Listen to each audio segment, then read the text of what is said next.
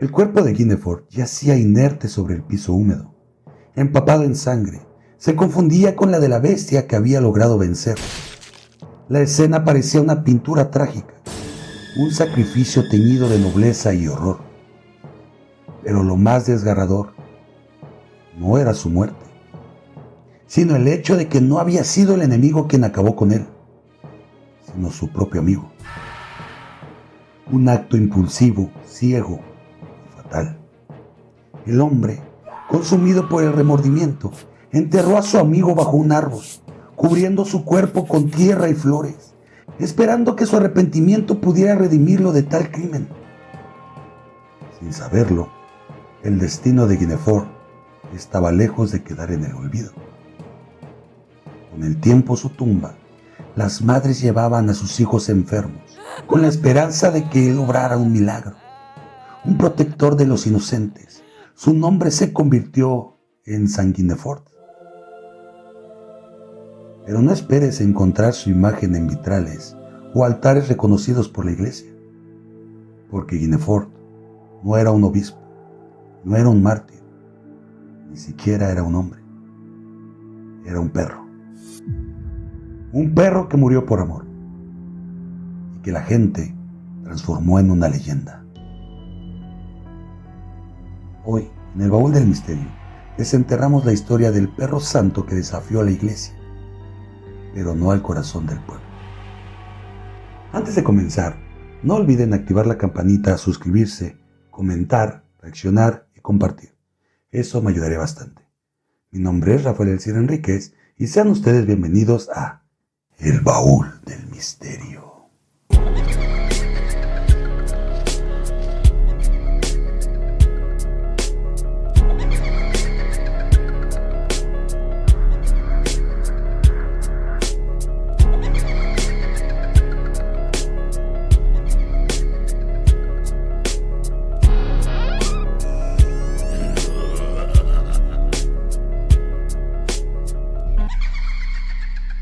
San Guinefort, el perro santo.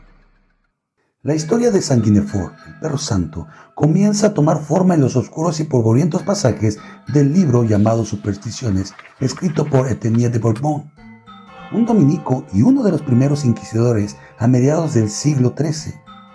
En su obra detalló supersticiones y leyendas, pero fue la historia de un perro fiel la que marcaría la historia de Auvernia y dejaría una huella imborrable en la memoria del pueblo. El relato se centra en un caballero de un pequeño pueblo cercano a Lyon. Un día, al regresar a su castillo, descubrió la escena que muchos habrían temido. La cuna de su bebé volcada, las sábanas dispersas por el suelo. Y lo peor de todo, manchas de sangre que salpicaban el suelo. Desesperado, el caballero recorrió la habitación con los ojos desorbitados y el corazón latiendo con fuerza descontrolada. La cuna estaba volcada, las sábanas arrugadas y empapadas en sangre daban la impresión de una lucha breve pero feroz. No se oía un llanto, ni un solo gemido, solo el silencio. Ese silencio denso que procede a la tragedia. Cegado por la imagen que acababa de presenciar, una furia ciega se apoderó de su alma. Salió de la habitación envuelto en dolor, con la mente dominada por el peor de los pensamientos. Su hijo había muerto y había sido asesinado. Al recorrer los pasillos del castillo, sus pasos resonaban como truenos. Entonces lo vio, en medio de un pasillo. Guinefort, su leal lebrel, se acercaba con el hocico empapado en sangre. Fue como echar sal a una herida aún abierta. El dolor se transformó en rabia y la rabia en venganza. Sin pensarlo, desenvainó su espada y con un solo tajo limpio, certero y brutal, terminó con la vida de Guinefort. El cuerpo del perro cayó al suelo con un quejido apagado. Aún la mirada fiel clavada en su amo, como si no comprendiera el porqué de aquel castigo. El caballero, aún envuelto en su furia, cargó el cuerpo inerte del animal y lo llevó de nuevo a la habitación donde creía que todo había comenzado, una ofrenda silenciosa a su hijo muerto. Pero entonces, ocurrió lo inesperado. En medio del silencio, un sonido apenas perceptible rompió la atmósfera de tragedia. Un sollozo, un pequeño llanto, provenía de un rincón de la habitación. Allí, bajo un cobertor, el bebé yacía ileso, vivo, y a su lado, el cuerpo de una serpiente muerta, con las fauces aún abiertas y atravesada por múltiples mordidas. ¿Qué fue lo que ocurrió realmente? El bebé dormía plácidamente en su cuna, arropado por sábanas blancas que olían a lavanda y leche tibia. Junto a él, como un guardián silencioso, yacía Guinefort, el perro lebrel del caballero. De vez en cuando, el animal movía su cola con suavidad y con la ternura que solo conocen los animales fieles. Empujaba con su hocico los diminutos pies del infante, arrancándole sonrisas suaves. Jugaban. Y en su mundo no había malicia, solo la pureza de la lealtad y la inocencia. Pero algo oscuro se deslizó entre las sombras.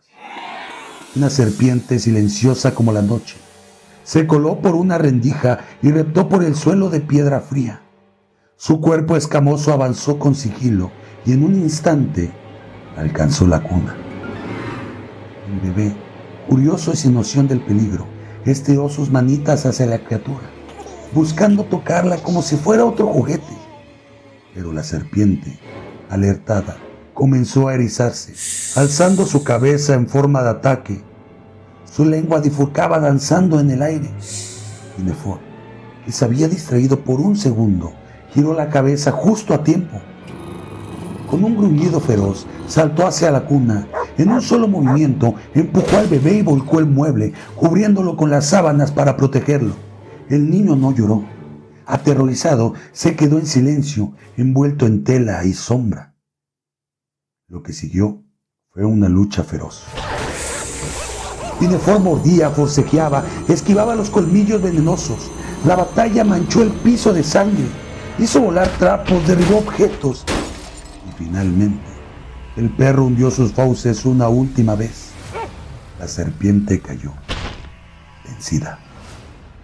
Agotado, ensangrentado, Guinefort no perdió tiempo. Salió corriendo del cuarto buscando a su amo, con la urgencia de quien desea explicar lo inexplicable. Pero al encontrarse con él, el destino tiñó su tragedia.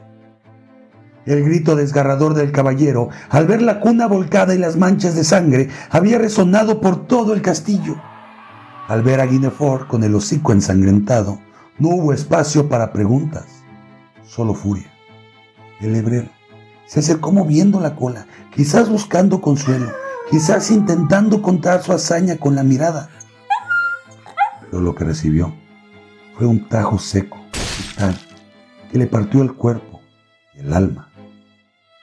El caballero, aún ciego de dolor, cargó el cuerpo del animal y regresó a la habitación. Y ahí lo vio. Su hijo estaba vivo, ileso, asustado pero entero, aún cubierto por las sábanas. Y a su lado, el cuerpo destrozado de la serpiente. Y de pronto, todo encajó. La sangre no era del niño. El crimen no había ocurrido. Lo que había matado era a su protector, a su amigo, un guardián que había dado su vida por su hijo y que fue apagado con su muerte. El silencio que siguió fue abismal. No existía castigo mayor que el remordimiento que comenzaba a consumirlo. Con lágrimas ardiendo en los ojos, el caballero tomó el cuerpo de Guinefort con cuidado, como si quisiera enmendar el daño. Lo llevó a las afueras del castillo y lo enterró bajo un árbol frondoso. Y cubrió su tumba con flores silvestres, piedras y una oración muda. Y a un costado de ese árbol le edificó un mausoleo de arrepentimiento. Pero el destino de Guinefort no se selló en esa tumba improvisada, oculta de árboles y tierra húmeda. Aquel pozo que marcaba su descanso pronto se convirtió en un lugar sagrado para el pueblo. La historia del perro que murió por proteger a un niño se esparció como pólvora, cruzando los muros del castillo y llegando a las aldeas más lejanas. Las madres, desesperadas por la salud de sus hijos, acudían al lugar con el corazón en las manos. arrodilladas ante la piedra fría, murmuraban plegarias con voz temblorosa. Sanguinefor, protector de los pequeños, cuida a mi hijo, no dejes que la muerte lo toque. Y así lo llamaron, Sanguinefor, el perro mártir, el guardián de los inocentes. Dicen que algunas noches, cuando la luna se escondía y la neblina descendía con un velo sobre Auvernia, se oían pasos suaves, un jadeo leve. Y si uno era lo bastante valiente para mirar, veía una figura espectral con ojos brillantes, velando entre los árboles. Algunos afirmaban que los niños enfermos despertaban de fiebres imposibles, después de haber soñado con un perro blanco que los lamía con ternura. Los milagros comenzaron a susurrarse en voz baja, niños que se levantaban de su lecho de muerte, madres que, después de años de infertilidad, lograban concebir. Las mujeres acudían al pozo llevando mechones de cabello de sus hijos, pañuelos, pequeños amuletos. Los arrojaban al agua y esperaban el milagro. Encendían velas, dejaban ofrendas, incluso se realizaban rituales en los que se desvestía al niño. Se le hacía pasar entre los árboles y se le sumergía en las aguas del pozo, invocando la bendición del perro santo. El culto creció como una llama en la oscuridad, pero como suele ocurrir en la historia, lo que nace del pueblo suele incomodar a los poderosos. La iglesia no lo permitió. Para los altos clérigos, aquello no era más que una aberración, un sacrilegio intolerable.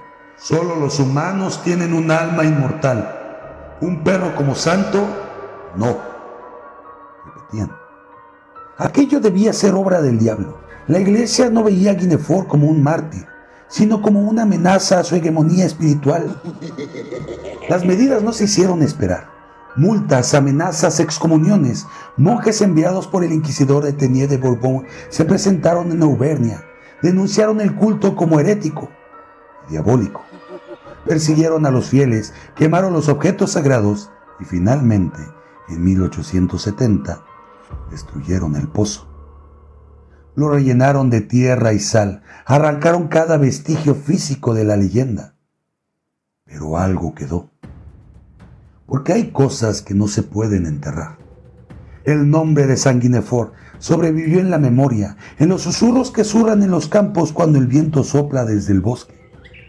Dicen que aún hoy, en las noches más frías, si uno guarda silencio cerca del viejo claro, donde estaba el pozo, se puede escuchar un leve ladrido. Ladrido de un perro que nunca dejó su puesto. Y si caminas solo, si te detienes con el corazón abierto, tal vez sientas un cálido aliento en una pierna, una presencia protectora que te sigue de cerca, y sabrás que no estás solo. ¿Crees en los milagros? ¿Hasta dónde llega tu fe? Porque en este rincón olvidado de la Francia medieval hay quienes aún rezan a Sanguinefor. Hay quienes aseguran que sus hijos han sido salvados. Y hay quienes juran que en los momentos más oscuros, una figura en 4 patas aparece entre las sombras para proteger a los inocentes. La historia de Sanguinefor no pertenece solo al pasado. Es una llama que aún arde en las grietas del tiempo. Una fe que ni la muerte, ni la iglesia, ni el olvido pudieron extinguir. No sé si alguien me crea. Tal vez cuando lo cuente, diga que estoy loca. Pero yo sé lo que viví. Lo juro por la salud de mi hijo. Hace ya muchos años, mi pequeño cayó enfermo de repente. Fue como si algo oscuro se hubiera apoderado de él. Tenía fiebre, los ojos en blanco, y ni los médicos ni las curanderas del pueblo sabían qué hacer.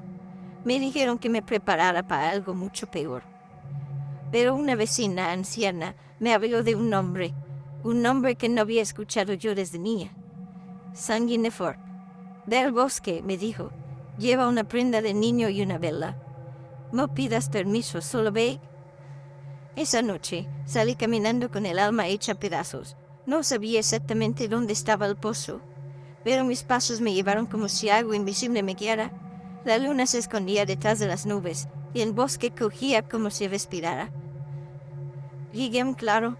De allí no había nada. Solo un espacio vacío donde alguna vez existió algo sagrado. Me arrodillé, dejé la vela encendida, tomé el gorrito de mi hijo entre las manos y recé. No sabía qué decir, así que solo hablé con el corazón. Pedí, supliqué, lloré, y entre sollozos dije su nombre. San Ninefor, si estás ahí, protégelo. No me quites lo único que tengo. Y fue entonces cuando lo sentí. Un calor súbito, como un abrazo suave, un soplo de aire en la cara. Y lo juro por lo más sagrado, sentí que alguien se acostaba a mi lado. No lo vi, pero escuché jadeo leve de un perro y el crujir de las hojas bajo sus patas. No hubo miedo, solo paz. Al volver a casa, mi hijo estaba despierto.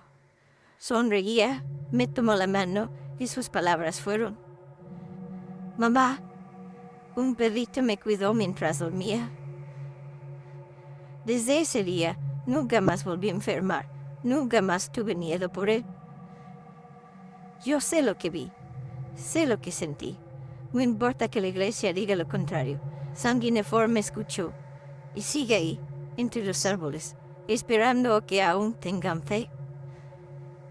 Y así, entre la leyenda y la fe, el espíritu de San Ninefor sigue caminando en silencio, cuidando a los inocentes desde el más allá.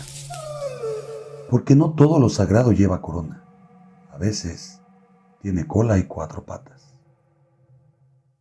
¿Y ustedes conocían esta historia? ¿Sabían de la existencia de este santo? Háganmelo saber en la cajita de comentarios.